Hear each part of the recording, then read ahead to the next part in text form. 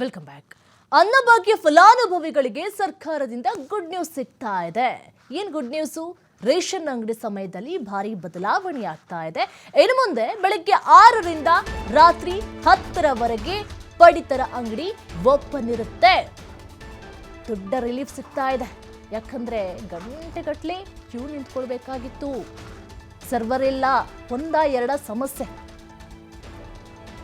ಒಂದು ಊರಲ್ಲಿ ಒಂದು ನ್ಯಾಯಬೆಲೆ ಅಂಗಡಿ ಇದೆ ಅಂತ ಹೇಳಿದ್ರೆ ಸಿಕ್ಕಾಬಟ್ಟೆ ಜನ. ಬೆಳಗ್ಗೆ 10 ಗಂಟೆಗೆ ಓಪನ್ ಆದರೆ 3 ಗಂಟೆಗೆ 4 ಗಂಟೆಗೆ ಕ್ಲೋಸ್ ಮಾಡ್ತಾ ಇದ್ರು. ಬಹಳ ಸಮಸ್ಯೆ ಆಗ್ತಾ ಇತ್ತು. ಪಾಪ ದೂರದ ಊರಿಂದ ಬರ್ತಾ ಇದ್ರು, ತೆಗೆದುಕೊಳ್ಳೋದಕ್ಕೆ ಆಗ್ತಾ ಇರಲಿಲ್ಲ.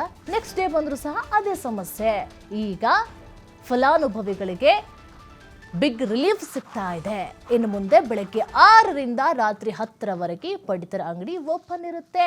ನ್ಯಾಯಬೆಲೆ ಅಂಗಡಿಗಳ ಕಾರ್ಯನಿರ್ವಹಣೆಗೆ ಕಟ್ಟುನಿಟ್ಟಿನ ಆದೇಶವನ್ನ ಹೊರಡಿಸಲಾಗಿದೆ. ಪಡಿತರ ವಿತರಣೆಯಲ್ಲಿ ಪಾರದರ್ಶಕತೆ ತರಲು ಹೊಸ ಸಮಯವನ್ನ ನಿಗದಿಪಡಿಸಲಾಗಿದೆ. ಫಲಾನುಭವಿಗಳಿಗೆ ಆಹಾರ ಧಾನ್ಯ ವಿತರಣೆಗೆ ಅಡಚಣೆ ಆಗದಂತೆ ಕ್ರಮವನ್ನ ತೆಗೆದುಕೊಳ್ಳಲಾಗ್ತಾ ಇದೆ. ಹೀಗಾಗಿ ಬೆಳಗ್ಗೆ 6ರಿಂದ ರಾತ್ರಿ 10 ಗಂಟೆವರೆಗೆ ನ್ಯಾಯಬೆಲೆ ಅಂಗಡಿ ಓಪನ್ಗೆ ಅವಕಾಶವನ್ನ ಮಾಡಿಕೊಡಲಾಗಿದೆ. ಇದೊಂದು ದೊಡ್ಡ ರಿಲೀಫ್ ಅಂತಾನೆ ಹೇಳಬಹುದು. ಇಷ್ಟು ದಿನ ಸಾಕಷ್ಟು ಹರಸಾಹಸವನ್ನ ಪಡ್ತಾ ಇದ್ರು.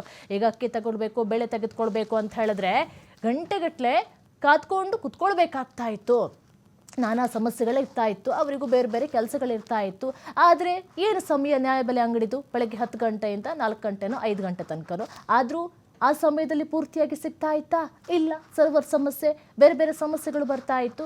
ಹಾಗಾಗಿ ಎಲ್ಲ ಸಮಸ್ಯೆಗಳಿಗೂ ಸಹ ಪರಿಹಾರವನ್ನು ಕೊಡಬೇಕು ಎಂಬ ನಿಟ್ಟಿನಿಂದ ಈಗ ಸಮಯವನ್ನು ವಿಸ್ತರಣೆ ಮಾಡಲಾಗಿದೆ. 6ರಿಂದ 10 ಗಂಟೆವರೆಗೆ, ಬೆಳಗ್ಗೆ 6 ಗಂಟೆಯಿಂದ 10 ಗಂಟೆವರೆಗೆ ಅವಕಾಶವನ್ನು ಕೊಡಲಾಗಿದೆ. ಅನ್ನಭಾಗ್ಯ ಫಲಾನುಭವಿಗಳಿಗೆ ಸರ್ಕಾರದಿಂದ ಗುಡ್ ನ್ಯೂಸ್ ಸಿಗ್ತಾ ಇದೆ.